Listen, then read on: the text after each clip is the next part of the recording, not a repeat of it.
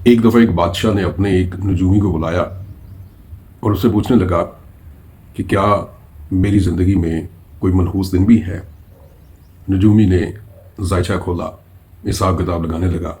اور پھر بادشاہ سے کہنے لگا، جی بادشاہ سلامت، اگلے سال فلاں مہینے کی فلاں تاریخ کو فلاں دن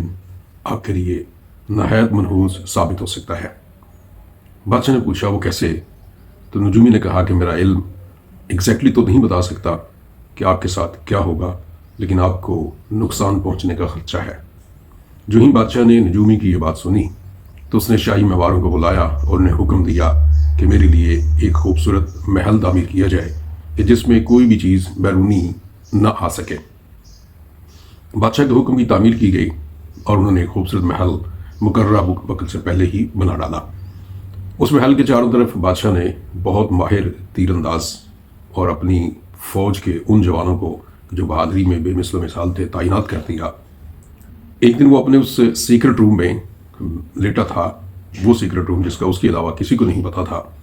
تو اسے محسوس ہوا کہ شاید سورج کی کرنیں اس کمرے میں پڑ رہی ہیں۔ بادشاہ نے مماروں کو دوبارہ بلایا اور ان سے کہنے لگا، چونکہ نجومی کی پیشین گوئی کے مطابق مجھے بیرونی چیزوں سے خطرہ ہے، تو ایسا کرو کہ اس کی جتنی درزیں ہیں اس محل کی جہاں سے روشنی اندر آ سکتی ہے ان کو مکمل طور پر بند کر دو۔ بادشاہ کے حکم کی پھر تعمیل کی گئی اور تمام درزوں کو بند کر دیا گیا۔ اب بادشاہ اپنے اس کمرے میں گیا، لیٹا اور یوں محسوس کرنے لگا کہ وہ اس دنیا سے نکل کر کسی دوسری دنیا میں چلا گیا ہے، اور حقیقتاً اس کے ساتھ یہی ہوا کہ وہ اس دنیا کو چھوڑ چکا تھا اور دوسری دنیا میں پہنچ چکا تھا۔ ہوا یوں کہ جب اس نے اپنے محل کے درزوں کو بند کرنے کا حکم دیا تو ہوا اور روشنی کا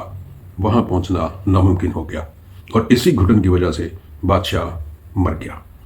تو یہاں انسان کا دل بھی ایک اسی محل کی طرح ہے کہ جہاں پر انسان نے بڑے بڑے پتھروں سے، وہ پتھر جو بغض کے پتھر ہیں،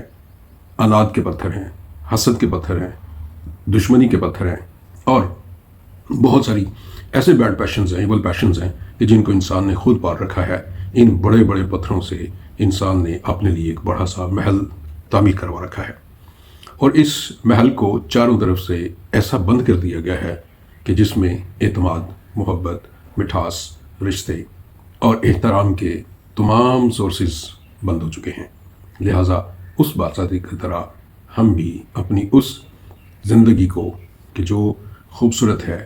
جو خوشیوں بھری ہے، جو مسرتوں سے لبریز ہے، اپنے ان نعتوں رشتوں سے کٹ آف ہو کر اس کو ختم کر چکے ہیں۔